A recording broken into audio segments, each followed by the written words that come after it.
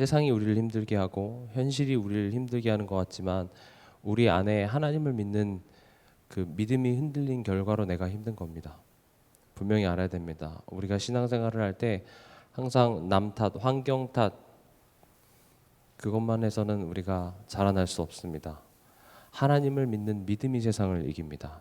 오늘 여러분들이 말씀을 들을 때 기도하시기 바랍니다. 하나님, 내 안에 있는 하나님을 믿는 믿음이 더욱더 굳건해지게 하여 주시옵소서. 믿음이 굳건하게 서면 설수록 세상은 다르게 해석됩니다. 상황은 다르게 보입니다.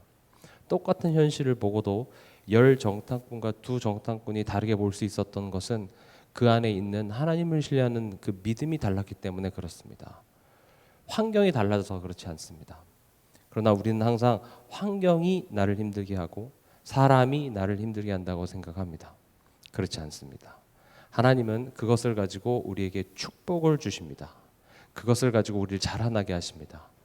그런데 우리가 이게 이론적으로는 알지만 실제로 현실에 마주하다 보면 이런 내용들이 그냥 이론에 머물 뿐이지 힘든 건 여전합니다. 그래서 우리는 오늘 이 시간을 통하여서 다시 나의 믿음을 굳건하게 하고 내 삶 속에서 나를 이끄시는 그런 하나님을 여러분들이 체험할 때 하나님을 기뻐할 수 있는 그런 신앙이 될 줄 믿습니다. 나의 복음 나의 갈라디아서입니다. 오늘 내용을 좀 요약을 하자면 한 문장으로 오늘 제목에도 썼는데요. 앞에 좀 길어져서 제가 앞에 부분은 생략을 했습니다. 오늘 내용을 요약하면 초심으로 돌아와 그리스도의 형상을 이루는 싸움을 싸우라. 이게 오늘 읽었던 본문의 요약이 됩니다. 초심으로 돌아와서 그리스도의 형상을 이루는 싸움을 싸우라. 오늘 우리가 읽었던 본문을 보면 바울이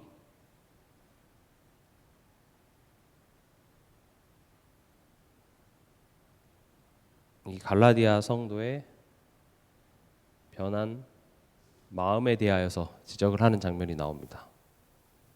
10절에 보면 너희가 뭐라고 되어 있죠? 날과 달과 절기의 해를 삼가 지키니, 이 말은 무슨 말이냐면요, 율법에 절기와 규례를 지킨다는 말입니다. 이 자체가 나쁘다라는 말은 아닌데 뭘 지적하냐? 그것을 열심히 지키지만 너희가 처음 복음 받았을 때 그 은혜, 기쁨, 감사, 그건 사라져버리고 형식만 남아버린 신앙생활을 의미하는 것입니다. 오늘 여러분들이 이 말씀을 보면서 이 갈라디아 성도의 이 상태가 나의 상태는 아닌지 한번 점검해 보시기 바랍니다. 나도 혹시 그러고 있지 않은지, 처음 복음 받았을 때 내게 진짜 이 복음이 깨달아졌고 예수가 그리스도시고 내가 하나님의 자녀 됐고 나에게 그런 감사와 은혜가 풍성했던 그 순간들, 그런 기쁨과 감사가 나로 하여금 교회를 위해 헌신하게 했고요. 그리고 하나님을 찬양하게 했고요. 내 시간, 내 물질도 하나님께 모두 드렸던 그런 순간들이 누구나 한 번쯤은 있죠. 그러나 지금 오늘 나는 어떤 모습인지 한번 점검해 보시기 바랍니다. 그런 것은 사라지고 그냥 형식적으로 해야 되니까 그런 관성에 의해서 지금 하고 있지 않은지 점검해 보시기 바랍니다. 바울은 지금 그것을 이야기하고 있습니다. 그리고 그 변한 마음을 또 어떻게 할 수 있냐? 바울과의 관계, 즉 설교자와의 관계를 이야기합니다. 바울이 복음을 처음 전했을 때 바울은요, 그 육신적으로 온전하지 못했습니다. 뭐 간질이 있었다라고 신학자들은 많이 이야기를 하고, 눈도 안 좋았고 되게 볼품 없었습니다. 머리도 벗겨졌다라고 보는 사람들도 많고요. 그렇게 육체적으로 굉장히 약했고, 그게 왜 문제가 되냐? 생각해 보십시오. 복음을 전하고 이 신이 전능하신 하나님이다, 구원자 하나님이다, 그걸 전하면 적어도 그것을 전하는 자의 건강, 몸 상태는 어때야 됩니까? 건강해야 되죠. 근데 우리보다 더 못하고, 만약에 간질이 있었으면 말씀 전하다가도 막 갑자기 발작을 일으키는 그런 연약한 메신저가 와서 이 복음이 진짜 복음이다라고 이야기하는데 그게 덕이 되겠습니까? 안 되죠. 근데요, 바울은 그때를 생각하면서 그런 나의 연약한 모습도 마치 천사처럼 그리스도처럼 너네가 맞아주지 않았었냐? 또 너희들의 눈이라도 빼어줄 것처럼 나를 귀히 여겨주지 않았냐? 이렇게 얘기를 합니다. 이것은 단지 메신저한테 잘한다 못한다 이런 걸 떠나서 이 하나님의 말씀을 사모하는 그 마음, 뭔가를 굉장히 사모하게 되면 그것을 전달해주는 그 사람도 귀히 여기게 되는 것이죠. 그러니까 그게 이제 너네 변하지 않았냐 지금 이렇게 얘기를 하는 겁니다. 우리가 뭐 여기 길게는 뭐 40년, 50년, 60년 이렇게 신앙생활 하신 분도 계시는데요. 우리 환경이 지금보다 훨씬 열악했고요. 그렇죠. 가진 것도 지금보다 훨씬 없었지만 그때 찬양하고 말씀 들을 수 있으면 우리가 감사하고 설렜던 시절이 있었죠. 뭐 좋은 의자 이런 에어컨이 어디 있겠습니까? 막 더워서 땀이 질질 흘리는데 저도 어렸을 때 그 청소년 수련회 같은 데 가서 기억납니다. 에어컨이 뭐예요? 선풍기가 이게 벽에 있는데 그 주변에 앉으려고 막 자리 싸움하기도 하고요. 하다 보면 선풍기가 또 고장 나요. 그러면 이제 막 더운데 막 땀 막 벌벌 흘리면서 또 그거 듣고. 지금은 어떻습니까? 형편이 훨씬 나아졌습니다. 지금 이렇게 이 공간에 이렇게 시원하게 에어컨을 틀고 모든 게 다 나아졌는데 복음에 대한 감사와 기쁨 다 식어버립니다. 우리 자신 한번 스스로 돌아보자고요. 또 한 영혼이 죽게 돌아올 수만 있다면 내 모든 것 주께 드리리 하면서 우리가 두 손 들고 찬양으로 고백하고 결단했던 그런 우리의 한순간들이 다 있었죠. 근데 지금은 어떻습니까? 지금은 어떻습니까? 스스로 한번 여러분 자신을 돌아보시길 바랍니다. 오늘 말씀의 제목이 초심으로 다시 돌아가자입니다. 하나님의 사랑은 변하지 않았습니다. 하나님의 사랑은 그때와 지금이나 동일합니다. 오히려 내가 이렇게 정신 못 차리고 있을 때 하나님은 더 크신 사랑으로 나를 돌보고 계신다는 사실을 기억하시기 바랍니다. 이 말씀이 여러분들에게 들려질 때 식었던 나의 그 마음이 다시 뜨겁게 데펴지는 그런 시간 되기 바랍니다. 심지어 이 바울이 16절에 보니까 참된 말을 하는데 오히려 원수, 16절에 보면 내가 너에게 참된 말을 함으로 원수가 되었느냐 이렇게 되어 있습니다. 사람들은 듣고 싶은 말을 듣고 싶어 합니다. 내가 듣고 싶은 말. 목사님의 입을 통하여서 내가 듣고 싶은 말을 듣고 싶어 합니다. 예전에는 선택이 별로 없었으나 요즘에는 교회도 하나의 서비스업이라고 여러분들이 생각하셔서 이 태권도 학원 마음에 안 들면 저 태권도 학원 가면 되죠. 그렇죠? 이 카페가 마음에 안 들면 카페가 뭐 여기만 있나? 저기도 있지 하면서 갑질하면서 나갈 수 있는 것처럼 교회도 마찬가지입니다. 뭐 세상에 교회 많은데요. 유튜브 들어가도 좋은 설교 많은데요. 단점은 뭡니까? 내가 듣고 싶은 것만 듣는다는 것입니다. 저도 그래서 설교를 할 때 지금 저희가 갈라디아서도 하고 마가복음을 하고 제가 하고 싶은 걸 하지 않습니다. 성경 전체가 이야기하는 것을 우리는 골고루 들어야 됩니다. 성경이 기도를 강조하면 우리도 기도를 강조하고 성경이 말씀을 강조하면 말씀을 강조하고 성경이 전도를 강조하면 전도를 강조하고 때론 그 말씀이 내게 아프고 찔리고 나도 잘 못하는데 내가 뭐라고 이런 말을 할까 싶을 때도 있습니다. 오늘 내가 전해야 될 그 본문이 딱 내게 걸리는 말일 수도 있으나 합니다. 뭐냐? 말씀은요 내가 듣고 싶은 말만 하는 것이 아니라 내게 필요한 말을 하고 있습니다. 요즘에 교인 숫자가 계속 줄어드는 추세죠. 특히 젊은이들이 교회 가지 않습니다. 왜냐? 내가 듣고 싶은 말을 안 해주니까요. 또 교회에서도 정말 성경이 말하는 그런 이야기를 하는 것이 아니라 어떤 윤리, 율법, 뭘 하지 말라 이런 이야기들을 하지 정말 이 하나님의 사랑에 대하여서 왜 인생이 멸망할 수밖에 없는지 그런 부분에 대하여서 이야기해 주지 않습니다. 오히려 불교라든지 다른 종교의 말들이 더 큰 울림이 있지 교회 가면 믿으면 천국, 안 믿으면 지옥 이런 말밖에 하지 못한다라는 것이죠. 그러니까 이런 참된 말을 강단을 통해서 주는데 성령께서 역사하시는 자는요 그 말을 내게 주시는 하나님의 말씀이구나 라고 받아들일 수 있는 지혜가 있는 반면에 누군가에게는 왜 내 이야기를 하시 왜 나를 치시지라고 들려요. 그렇지 않거든요.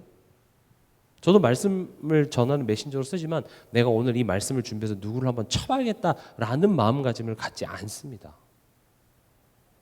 근데 그 말이 그냥 내게 그렇게 들리는 것뿐이에요. 그런 착각을 하는 사람들이 꽤 많아요.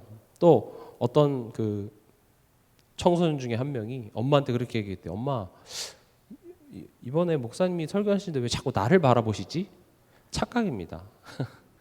바라봤을 수는 있죠. 근데 자꾸 이렇게 바라보고 뭐 좋은 착각일 수는 있겠으나 그렇게 이제 내 느낌에 자꾸 나를 바라보시는 게 지금 나를 두고 얘기하시는가? 저는 일부러 그런 생각할까 봐 오히려 그 사람을 얘기할 땐 더 안 볼 거예요. 안 봅니다. 절대 걱정하지 마세요. 그러니까 우리가 이 마음이 변했다는 그 증거가 이제 말씀이 내게 주시는 말씀으로 들리지도 않고 또 그 말씀이 괜히 내 마음에 찔려서 아 목사님이 또 나를 치시는가 보다 하고 그렇게 여기는 것이죠. 아까 제가 서론 가장 시작할 때도 말씀드렸다시피 남 탓하기 이전에 변해버린 나의 마음의 상태라는 사실을 기억하시기 바랍니다. 아 그래 내 마음이 참 많이 식었구나. 내 마음이 지금 그 봄비가 촉촉히 젖은 그 땅처럼 말씀이 잘 심겨질 그런 밭이 아니라 황폐해져 버린 그런 밭같이 되어버렸구나 라는 사실을 빨리 깨닫고 하나님 내게 그 은혜를 주시옵소서. 어제 저녁에 비가 좀 많이 왔습니다만은 저 정도로 많은 비를 퍼부어 주시면 우리 완전 성령 충만하게 되겠죠. 또 그뿐만이 아닙니다. 17절에 보니까 그 바울과 성도들 사이에 이간질하는 사람들이 있다고 합니다. 우리에게 적용해 보면 하나님과 나 사이를 이간질하는 귀신, 마귀, 사탄이 있습니다. 귀신은 뭡니까? 머리 풀고 흰색 소복 입고 나타나는 게 귀신이 아니라 우리를 혼미케 합니다. 혼미케 해서 진짜 봐야 될 것을 보지 못하고 다른 것을 봐서 결국 하나님에 대해서 불신하게 합니다. 하나님에 대해서 오해하게 합니다. 내가 사단에게 속았는지 어떻게 알 수 있습니까? 결론적으로 내가 예배드리지 못합니다. 결론적으로 내가 말씀 앞에 서지 못합니다. 결론적으로 내가 기도할 수 없습니다. 그럼 내가 사단에게 속은 것이죠. 우리와 하나님과의 관계를 처음부터 이간질했던 존재가 있다는 사실을 기억하시기 바랍니다. 그래서 나의 변한 하나님에 대한 마음을 점검하시기 바랍니다.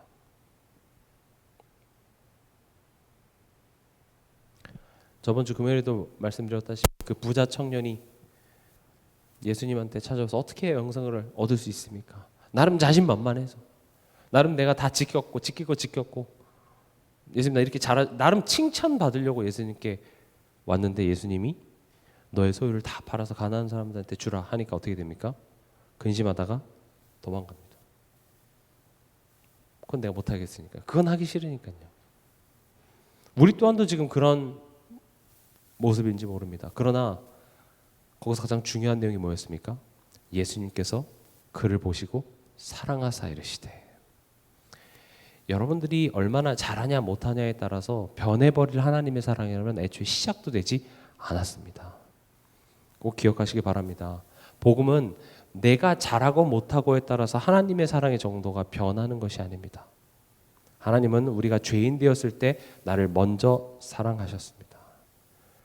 먼저 사랑하시고 나를 구원하사 하나님과의 관계를 회복하시고 심지어 자녀를 삼으셨습니다. 우리의 실력을 압니다. 우리가 완벽해서 우리가 믿음이 좋아서 구원해 주신 것이 아니라 하나님이 사랑해서 우리를 의롭다 불러주신 것입니다. 우리를 그냥 자녀로 삼아버린 겁니다. 법으로 자잘못의 관계로 묶인 것이 아니라 사랑으로 묶인 관계입니다. 여러분들이 여러분 자녀 잘못하면 고발을 하거나 감옥에 넣지 않습니다. 경찰서에 들어가지 않습니다. 왜냐? 사랑하니까요. 오히려 보호해 줍니다. 다시 일어설 수 있도록 힘을 줍니다. 하나님이 우리에게 지금 그러겠다고 얘기하십니다. 우리는 하나님의 자녀입니다. 내가 하나님의 자녀라는 것을 가볍게 생각하지 마시기 바랍니다. 이제 하나님의 자녀가 됐으니까 뭐 어떻게 살아도 괜찮아. 그런 게 아닙니다. 하나님의 자녀가 됐다는 것은 굉장한 안심이며 또 동시에 굉장히 무시무시한 말이 됩니다. 우리의 현실을, 우리의 하루하루를 그냥 넘어가지 않겠답니다. 가만두지 않겠답니다. 잔소리하고 일어나서 우리로 하여금 훌륭해져라. 책임 있는 그런 하나님의 자녀다워져라. 라고 우리를 자꾸 재촉하시는 그것이 신앙생활입니다. 나는 왜 이렇게 힘들어야 되나요? 하나님 안 믿는 사람 저렇게 편한데 그들은 내 자식이 아니야. 너의 자식이야. 그게 얼마나 축복인지를 나만 모르는 겁니다. 만약 여러분들이 일론 머스크가 지금 전 세계 가장 최고의 부자죠. 일론 머스크, 테슬라의 CEO죠. 테슬라가 여러분들을 후계자로 삼겠답니다. 그럼 나이가 많으신 분들을 후계자로 삼을게. 이거 공부해. 그러면 여러분 어떻게 하시겠습니까? 아, 진짜 괜찮아요. 하시겠어요? 아니죠. 눈이 안 보이는 걸 이렇게 해서라도 이렇게 공부해서. 그 가진 지금 재산만 해도 뭐 몇백조가 넘는데요. 그게 다 내 거가 됐는데 그럼 그거 안 하겠습니까? 하죠. 그 공부하는 게 너무 힘들고 불평되는 거 그거 좀 모르는 거죠. 얼마나 큰 영광이고 얼마나 큰 축복입니까? 그걸 못한다고 해서 안 준다는 것이 아닙니다. 아들이면 또한 유업을 이을 상속자라고 말을 하고 있습니다. 그 관점으로 여러분들의 현실을 바라보시기 바랍니다. 나의 하루, 나의 가정, 내가 지금 마주하고 있는 이 모든 현실은 자잘못에 의해서 이루어지는 것이 아니라 하나님의 사랑으로 하나님께서 나를 자라나게 하시기 위한 허락된 상황이라는 사실을 기억하시기 바랍니다. 넘어질 수 있습니다. 내 믿음의 실력 우리 형편없습니다. 또 넘어질 겁니다. 그러나 내 믿음의 실력으로 하나님이 좌지우지되는 것이 아니라 내가 너를 사랑한다로 묶인 것입니다. 하나님은 우리를 포기하지 않습니다. 하나님이 원하시는 것은 100점 맞았어요가 아니라 하나님 다시 해볼게요. 힘주세요. 이겁니다. 다시 할게요. 괜찮습니다. 100점 못 맞으셔도 괜찮습니다. 포기하지 마세요. 1부 예배 때도 말씀드렸죠. 뒤돌아서지 마세요. 뒤만 돌지 않으면 됩니다. 가만히 서 있기만 해도 그 어떤 불화전도 우리를 뚫을 수 없는 보호막이 우리 앞에 드리워져 있습니다. 우리 등 뒤에서 누가 도우십니까? 하나님께서 도우십니다. 우리의 운명은 이미 승리가 결론이 났습니다. 예수님이 다시 오실 때 어떤 일이 벌어집니까? 사단은 지옥입니다. 사단한테는 괜찮습니다. 사단이 지랄 발광을 떨어도 말세가 돼서 뭐 문화를 가지고 뭐 어쩐다 해도 그 사단의 결론은 뭡니까? 사단이 이기는 법은 없습니다. 우리가 절대 오해하면 안 되는 것이 사단은 피조물 따위입니다. 우리는 창조주가 함께합니다. 창조주가 나를 위하십니다. 그 창조주가 시간의 주인이신 하나님께서 그 끝을 사단에게 지옥이라고 선포했기 때문에 하나님 자녀된 우리에게 있어서는 그 끝은 이미 승리가 예비되어져 있습니다. 죽음이 끝이 아닙니다. 죽음은요, 이제 영원한 그 하나님을 누리는 영원한 그 단계로 들어가는 하나의 문이 되는 것입니다. 이 땅에 잠깐 사는 동안 우리로 하여금 너가 하나님의 자녀 됐다는 것이, 내가 너를 사랑한다는 것이, 사랑하는 것이 말로만 사랑하는 것이 아니라 내가 너를 위하여 얼마나 삶 속에서 열심히 일하는지 그 하나님의 진심과 하나님의 열심을 너희들이 안다면 너희는 항상 기뻐할 수밖에 없어. 천국은 그런 곳입니다. 천국은 내가 좋아하는 것으로 가득 찬 것이 아니라 우리가 천국 가는 그때 하나님께서는 벗은 발로 이렇게, 할머니가 오랜만에 손주들이 오면은 어떻게 합니까? 저는 어렸을 때 이렇게 할머니가 돌아가셔서 그런 기억들이 많이 없긴 한데 버선발로 막 나와서 내 손주 내 새끼들 하면서 맞아주시죠. 천국은 사실 그런 곳입니다. 성도가 죽었을 때 슬퍼할 것이 아니라 정말 하나님의 품에 안기는 겁니다. 고생 많았지. 그래 어서 와. 그래서 성도는요, 삶 자체가 하나님의 자녀 되는 그 순간 우리의 삶은 기쁨입니다. 사람은 점점 죽어가는 거죠. 그렇죠? 점점 젊어지지 않습니다. 점점 힘이 생기는 것이 아니라 점점 힘이 빠지고 기력이 쇠해지고 판단력도 흐려지고 옛날 같지 않아지고 점점 죽어가는 여정입니다. 그러나 우리의 영혼은 점점 그 하나님을 밝히 보게 됩니다. 어떤 한 그 외국의 영상에서 자신의 어머니가 치매에 걸리신 거예요. 너무 슬퍼요. 근데 그 어머니한테 예수님이 어떤 분이세요? 하니까 그 예수님에 대해서 너무 소녀같이 얘기하는 거예요. 그러면서 그 딸이 고백하는 거예요. 세상에 복잡한 슬펐던 그런 게 다 싹 다 지워지고 하나님 좋아하는 것, 예수님만 남은 거예요. 그래서 그 기쁨을 가지고 사는 그 모습, 저게 천국이 아닐까? 이런 고백을 하는 영상을 보면서 저도 되게 눈시울이 붉어졌는데, 사실 그게 축복입니다. 결국 천국은 그런 곳입니다. 하나님만으로 내가 즐거워하는 것. 그래서 이 땅에서 천국을 누리다가 천국을 간다는 말은 그겁니다. 하나님을 즐거워해야 복이 따른다는 것이 아니라 하나님을 알면, 하나님이 나를 얼마나 사랑하는지 알면 우리는 즐거워하지 않을 수 없다는 것이죠. 꼭 기억하시기 바랍니다. 하나님은 참 좋으신 하나님이십니다. 여러분들을 움직이게 하기 위해서는 여러분들을 두렵게 하면 쉽습니다. 안 하면 3, 4대까지 저주받고 벌받고 사단이 세상을 이렇게 붙잡고 있고, 그런 공포와 두려움을 여러분들에게 강조를 하면 여러분들은 움직일 겁니다. 그러나 하나님은 두려움을 가지고 장사하기를 원하지 않습니다. 좋게 얘기해서 못 알아들어도 그것을 알 때까지 기다리시는 것이 하나님입니다. 종교 장사하는 사람들은 그 두려움을 가지고 얘기합니다. 말세가 거의 다가왔고 나중에는 불로 심판을 하고 그런 위기와 두려움이 다가오면 어떻게 됩니까? 아이고 지금 이럴 때가 아니지. 내가 뭐라도 해야지. 교회를 위해서 열심히 해야지. 두려움은 우리를 움직이게 하지만 인격적으로 하나님을 즐거워하게 하지는 않습니다. 오히려 이런 사랑과 하나님의 일하심, 하나님의 주권을 강조하잖아요. 그러면 반응이 오히려 더 열심을 내지 않습니다. 뭘 해야 될지 모릅니다. 그냥 이래도 좋고 저래도 좋고 그렇게 됩니다. 근데 그게 우리의 실력이고 거기서부터 시작하는 겁니다. 저는 그래서 여러분들을 움직이게 만드는 것보다는 성경이 강조하고 있는 하나님의 사랑을 더욱더 이야기하고 싶은 겁니다. 하나님의 통치와 주권을 더욱더 강조하고 싶은 겁니다. 왜냐? 하나님이 일하시고 계시기 때문에 그렇습니다. 저는 그걸 믿고 있고 더욱더 그것을 믿는 것에 있어서 흔들림이 없고 싶습니다. 여러분도 그랬으면 좋겠습니다. 두 번째로, 제가 지금 한 3일 동안 지금 거의 감기약에 지금 취해 있는데 월요일 날 아침에 감기약을 먹고 운동을 하러 갔는데 운동 이거 되겠나 싶더라고요. 그리고 이를 악물고 이제 운동을 하고 집에 와서 잠이 들었는데 깨보니까 그 다음날 아침이더라고요. 그래서 아침을 먹고 감기약을 먹었는데 깨보니까 아침이더라고요. 오늘도 아침을 먹고 약을 먹고 깨보니까 5시예요. 그래서 지금 약간 새술에 취한 듯이 지금 좀 몽롱한 게 있습니다. 여러분 기도해 주시기 바랍니다. 그리스도의 형상, 그것을 이루는 싸움을 싸우라고 말하고 있습니다. 그리스도의 형상, 무슨 말이냐? 예수님을 닮아가는 나 되라는 겁니다.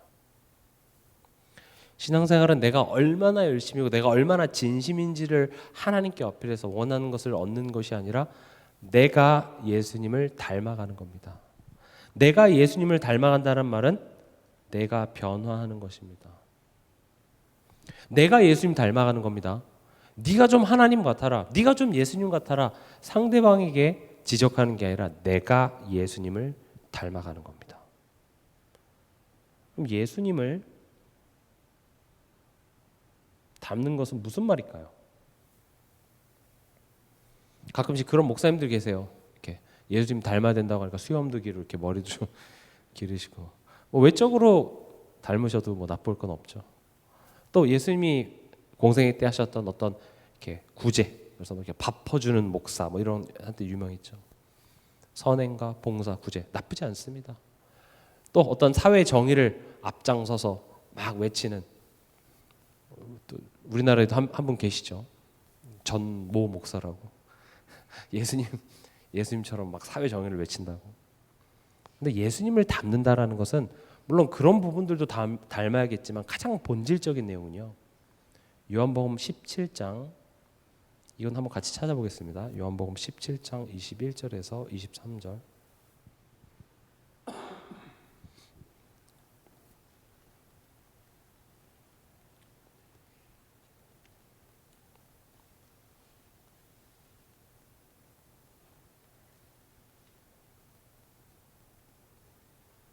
(21절에서 23절) 같이 읽겠습니다. 아버지여, 아버지께서 내 안에, 내가 아버지 안에 있는 것 같이 그들도 다 하나가 되어 우리 안에 있게 하사 세상으로 아버지께서 나를 보내신 것을 믿게 하옵소서.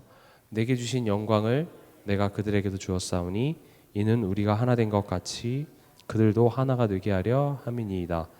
곧 내가 그들 안에 있고 아버지께서 내 안에 계시어 그들로 온전함을 이루어 하나가 되게 하려 함은 아버지께서 나를 보내신 것과 또 나를 사랑하심 같이 그들도 사랑하신 것을 세상으로 알게 하려 함이로소이다. 아멘. 좀 내용이 어려워서 쉽게 이야기하면, 지금 이 기도는 지금 예수님이 하나님과 하는 그 기도의 내용이 요한복음 17장은 전체에 들어가 있습니다. 이 내용은 결국 성부 하나님, 우리가 말하는 하나님이죠. 또 성자 하나님, 우리가 말하는 예수님입니다. 예수님을 닮는다는 것은 무슨 말이냐? 성부 하나님과 성자 하나님의 이 관계를 담기 원합니다. 지금 이 17장은 계속 그 내용입니다. 내가 아버지를 사랑한 것 같이 그들도 아버지를 사랑하게 하여 주시옵소서. 예수님을 닮는다는 것의 가장 본질적인 내용은 예수님과 하나님과의 그 관계를 우리 또한도 담길 원하는 겁니다. 예수님은 하나님을 신뢰했고 또 하나님이 고난받아 죽으라 했을 때 죽기까지 복종하셨습니다. 완전한 그 순종, 신뢰를 의미하는 것이죠. 예수님을 닮아야 된다. 예수님의 형상을 회복한다라는 것은 예수님과 하나님과의 그 관계를 우리로 하여금 회복하길 원한다라는 것이죠.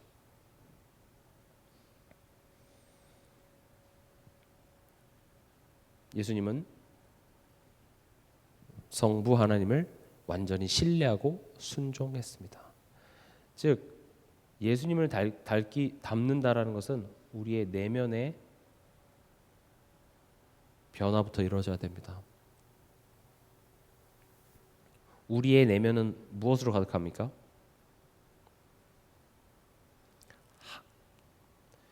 하나님에 대한 의심과 불순종으로 가득합니다. 그 증거가 뭡니까? 그래서 우리는 불안해하고 염려하고 두려워합니다.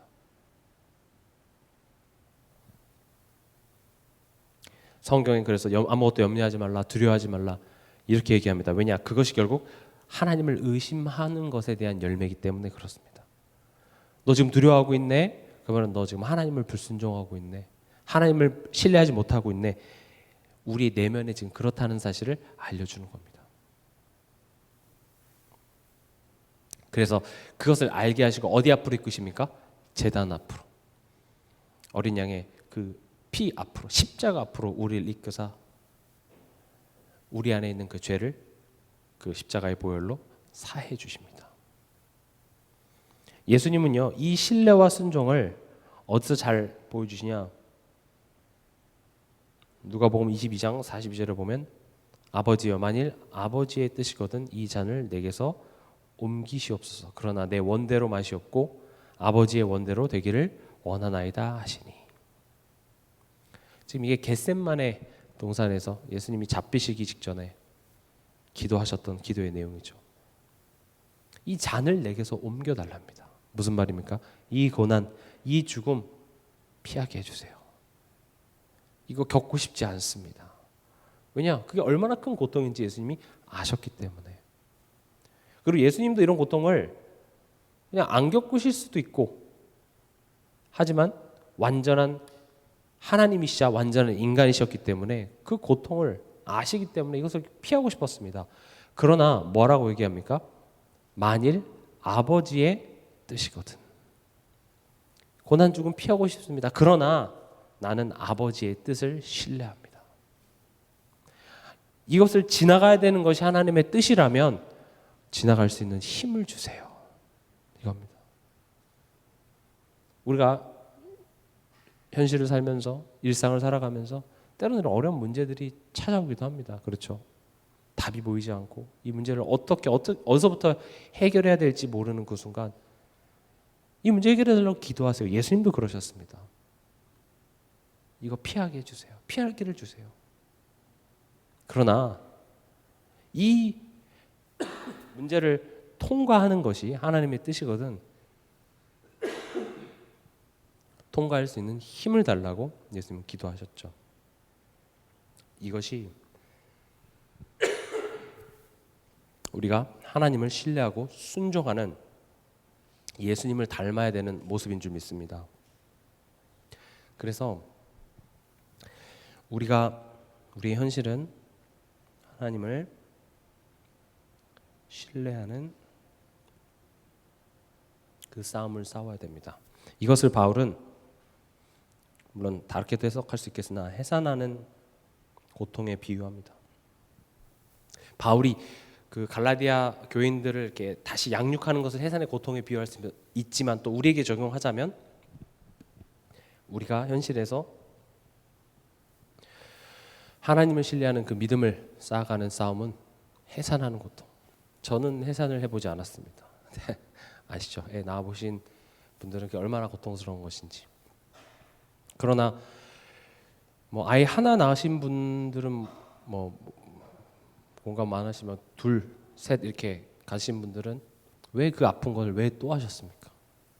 제가 물어보니까 너무 이뻐서 그 아픈 것도 기억이 나지 않는다고 하시더라고요. 그래서 바보같이 또 그 아픈 것을 또 반복해서 낳고. 해산하는 고통은 고통이지만 그 이후에 내 자녀가 주는 기쁨은 이로 말할 수가 없는 것이죠. 하나님은 우리로 하여금 이런 하나님을 신뢰하는 선한 싸움을 싸우라고 이야기를 하고 있습니다. 간혹 어떤 사역자들은 뭔가 부담스러운 건 복음이 아니야. 복음은 부담스러운 게 아니라 누리는 거야, 편안한 거야 라고 이야기를 합니다. 반은 맞고 반은 틀립니다. 우리가 그런 부분에 대해서 올바로 이렇게 분별할 수 있는 것이 중요합니다. 왜냐? 다시 말씀드립니다. 우리가 구원을 얻는 데 있어서는 우리가 뭔가 할 수 있는 것이 아무것도 없습니다. 내가 열심을 하고 내가 정성을 들이고 뭔가 부담을 가져서 구원받는 것이 아니라 구원은 100% 하나님의 은혜이자 그 은혜의 선물인 믿음으로 말미암아 구원받을 수 있습니다. 여기에 뭔가 더해야 구원받는다? 틀린 것입니다. 그러나 복음은 구원받는 것이 전부가 아니라 이제 구원 그 이후에 삶까지를 포함하고 있습니다. 다시 말하면 이건 좀 어렵게 얘기하면 칭의라고 얘기합니다. 내가 의롭다 칭함받는 데 있어서 우리가 할 수 있는 것이 아무것도 없습니다. 그래서 복음은 부담스러운 게 아니야. 복음 네가 뭔가 노력해서 열심히 해서 되는 게 아니야. 믿기만 하면 돼 라는 말은 구원 얻는 그 포인트에서는 맞는 말입니다. 그러나 그걸 가지고 우리의 현실을 다 이야기할 수는 없습니다. 오히려 구원 우리의 이후에 우리에게 요구하는 것은 뭡니까? 선한 싸움입니다. 인격적 반응을 요구하십니다. 다시 말하면 여러분들 자녀를 낳고 이 자녀에게 이야기를 하죠. 때론 몽댕이 들어서 혼내기도 하지만 언제까지 기다립니까? 이 아이가 스스로 그 가치를 알아서 내가 매번 패고 핸드폰을 뺏고 용돈을 줄여서 말을 듣는 것이 아니라 스스로가 그 가치를 깨달아서 인격적으로 거기에 반응하기 원합니다. 만약에 여러분들의 자녀가 고3이 됐는데 성인이 됐는데 아직까지도 어렸을 때 했었던 그런 잔소리를 동일하게 한다면 그건 철이 들지 않은 거겠죠. 선한 싸움을 싸워야 됩니다. 선한 싸움. 바울도 내 몸을 쳐서 복종시킨다 이렇게 얘기를 합니다. 여기서부터는요, 내가 이 싸움을 잘못 싸우면 지옥 가고 잘 싸우면 천국 가는 스토리가 아닙니다. 이미 우리는 하나님의 자녀가 됐기 때문에 이 선한 싸움을 잘못 싸우면 부끄러운 게 됩니다. 잘 싸운 것은 훌륭한 게 됩니다. 잘 싸우냐 못 싸우냐에 따라서 우리 운명이 바뀌진 않으나 잘못 싸우게 되면 우린 부끄러운 자리에 가게 되는 것이죠. 나답지 못하고 내가 누려야 될 자리에 있지 못하고 엉뚱한 자리에서 있게 되는 겁니다. 그래서 우리에게 있어서 하나님을 신뢰해야 되는 그 싸움을 자꾸 싸우도록 하나님은 우리의 현실을 몰아가신다는 사실을 기억하시고, 또 구원받은 성도로서 내가 힘써 싸워야 합니다. 그래서 교회가 있는 겁니다. 여기서 말하는 교회는 내 자신이 교회며 우리 가정이 교회며 모든 만남이 교회며 또 이 동산교회가 교회입니다. 그 교회를 통하여서 하나님을 음부의 권세가 틈타지 못할 교회로 만들어 가시겠다고 말씀합니다. 하나님을 신뢰하는 싸움을 싸우기 위해서는요, 실제로 내가 무엇을 신뢰하는가, 이것을 알게 합니다. 우리가 신뢰하는 것은 하나님이기보다는 내 수준, 경험, 내 방법들, 우린 이런 것들을 신뢰합니다.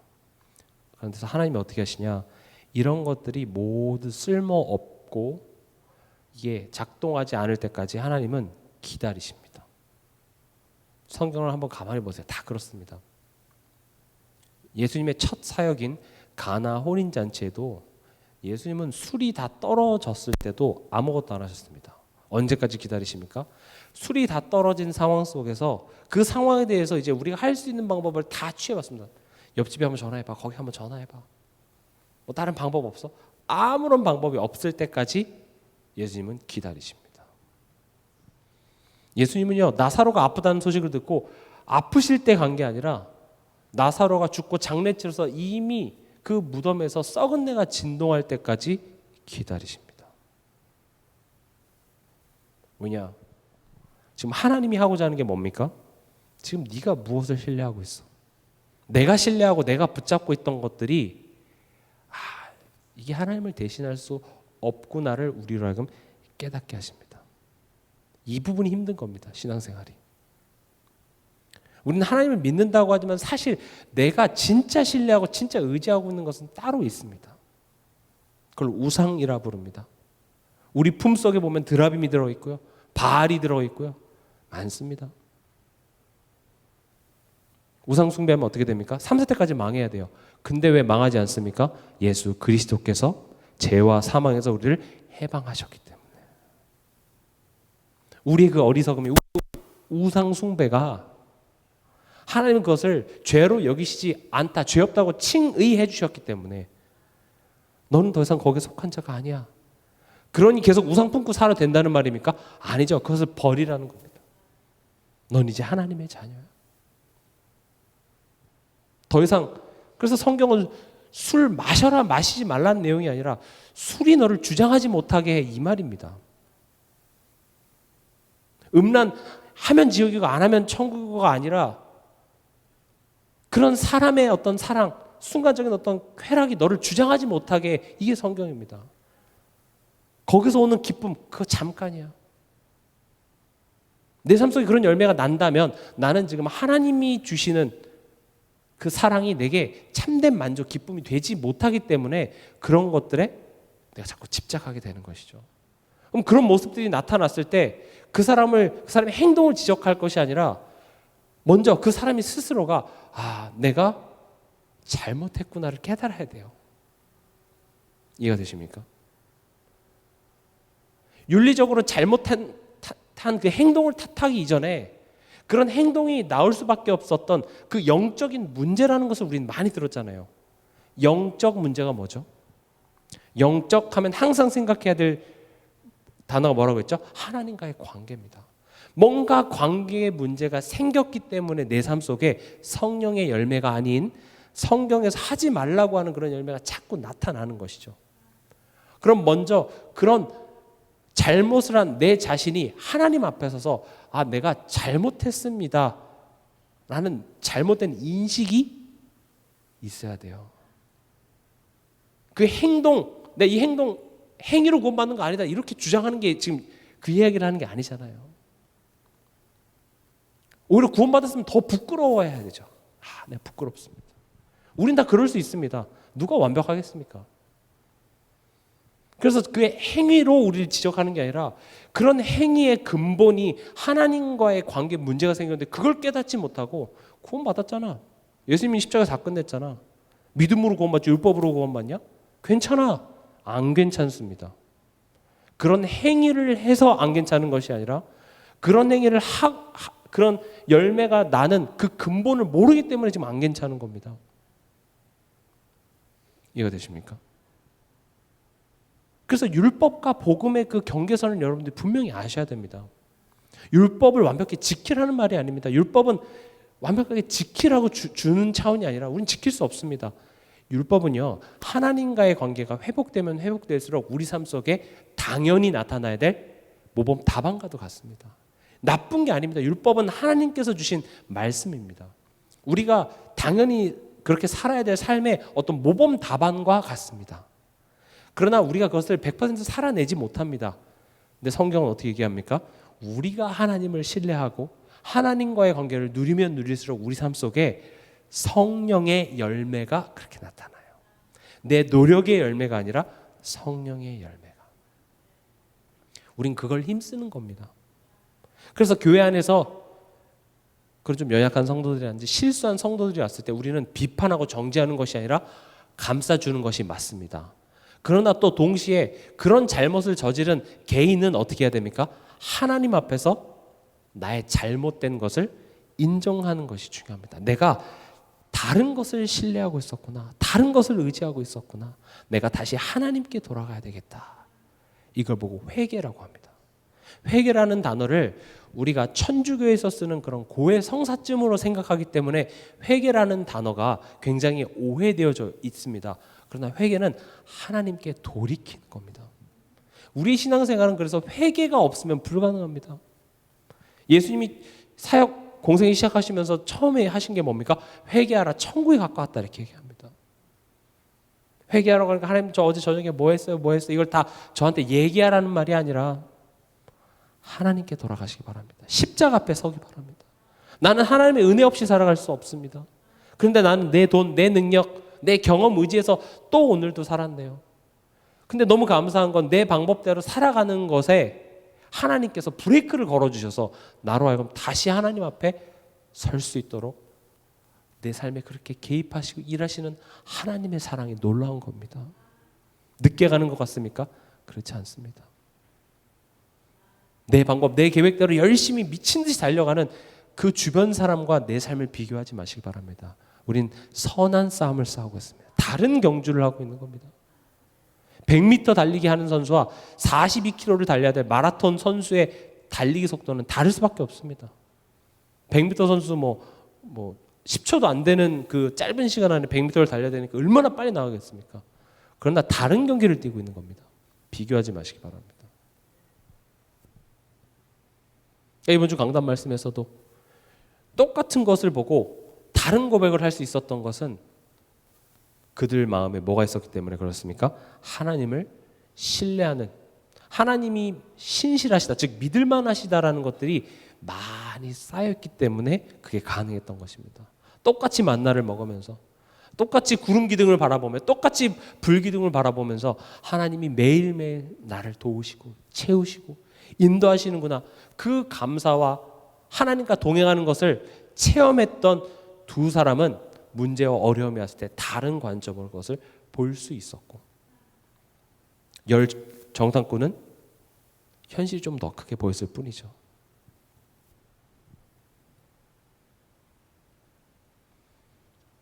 그래서 내가 완전히 하나님께 항복하는 그때를 하나님께서는 기다리십니다. 이게 바로 내가 져야 할 제 십자가입니다. 십자가는 내가 못 박힌 그 자리입니다. 내가 하나님께 항복하는 겁니다. 우리 신앙생활은 내 안에 한 부분들이 하나님께 항복 그렇게 항복해 나가면서 하나님을 온전히 그 통치를 내가 순종하고 따라갈 수 있는 한 사람이 되어지는 그 여정이 우리의 신앙생활입니다. 그러니까 내가 의지하고 신뢰했던 것을 놓는 게 얼마나 힘듭니까? 그렇죠? 근데 그게 유익하지 않기 때문에 하나님께서는 그것을 놓으라고 얘기합니다. 내가 지금 붙잡고 있는 것보다 더 큰 것을 주시기 위해서 그것을 놓으라고 이야기를 합니다. 하나님 여러분들에게 좋은 것을 주시기 원합니다. 그래서 우리가 해야 될 것이 뭐냐? 나를 제물로 드리는 예배입니다. 로마서 12장 1절에서 2절. 그러므로 형제들아 내가 하나님의 모든 자비하심으로 너희를 권하노니 너희 몸을 하나님이 기뻐하시는 거룩한 산 제물로 드리라. 이는 너희가 드릴 영적 예배니라.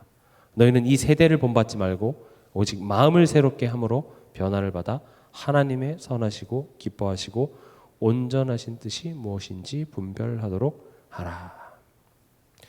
예배를 드리면 인생 성공한다. 예배 잘 드려야 된다. 자꾸 예배를 이야기하는 것은 예배를 통해서 나의 정성, 나의 열심을 쌓다 보면 그게 하나님을 감동시키는 게 아닙니다. 잘 드리는 예배는 너희 몸을 하나님이 기뻐하시는 거룩한 산 제물로 드리는 겁니다. 예배 시간에 와서 하나님 내 생각이 틀렸네요. 이게 잘 드리는 예배입니다. 내 고집 내려놓습니다. 나의 선입견, 나의 고정관념, 내가 안 된다고 생각했던 나의 판단 내려놓습니다. 이게 예배입니다. 삶 속에서 꼭 예배 드리시기 바랍니다. 내 뜻대로 내 방법대로 상황이 잘 돌아가지 않을 때 왜 안 됩니까? 그것을 뚫어내려고 하지 말고 내 생각을 내려놓으시기 바랍니다. 하나님이 기뻐하시는 예배입니다. 2절에 너희는 이 세대를 본받지 말고 오직 마음을 새롭게 하랍니다. 사실 1절에 거룩한 산 제물로 드리는 예배가 뭡니까에 대한 해석입니다. 이 세대를 본받는 나의 마음을 새롭게 하는 것. 그리고 하나님의 선하시고 기뻐하시고 온전한 뜻이 깨달아지는 시간이 뭡니까? 예배. 여러분들은 예배를 잘 드리고 계십니까? 예배에 대한 개념부터 바뀌셨으면 좋겠습니다. 종교생활 같이 무속신앙처럼 그냥 내가 정성을 치성을 드리는 게 예배가 아닙니다. 예배 와서 그냥 예배 보고 가는 게 아닙니다. 예배 시간에 와서 나의 생각이 깨져서 가야 됩니다. 때로는 아픕니다. 나를 찌릅니다. 하나님의 말씀이 아무리 그렇다 해도 나는 싫어, 나는 절대 못 받고 하는 그런 분이 충돌이 일어납니다. 좋은 예배였습니다.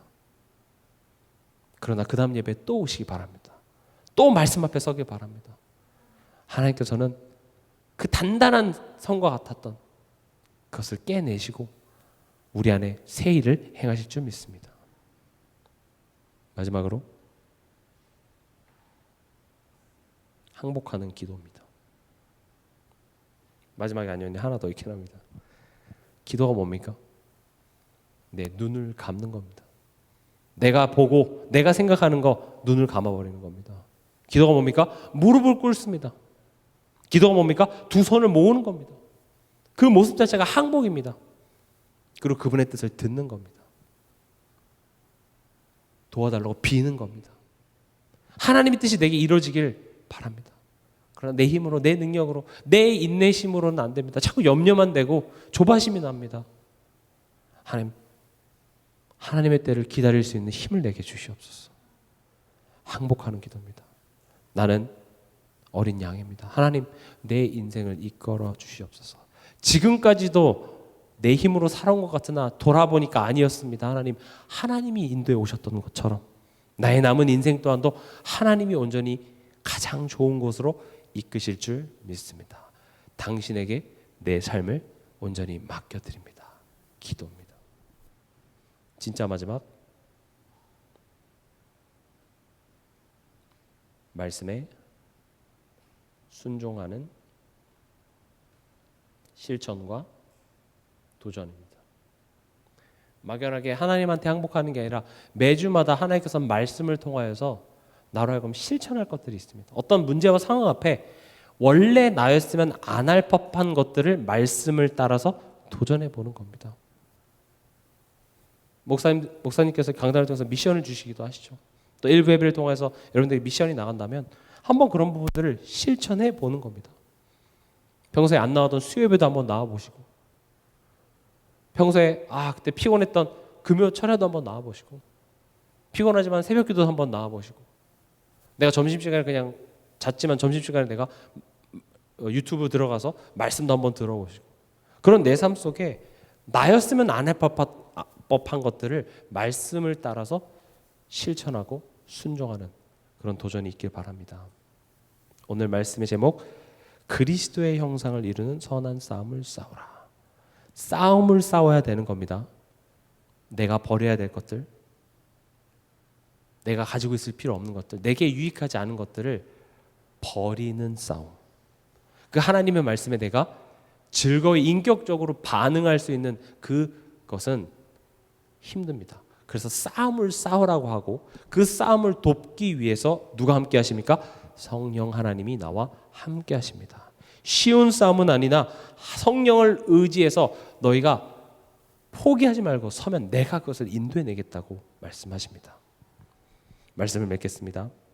이번 한 주간도 우리 삶 속에서 쉬지 않고 일하시는 그 하나님을 체험하시고, 그 하나님을 즐거워하는 선한 싸움 회복되는 한 주간 되시길 주님의 이름으로 축원합니다.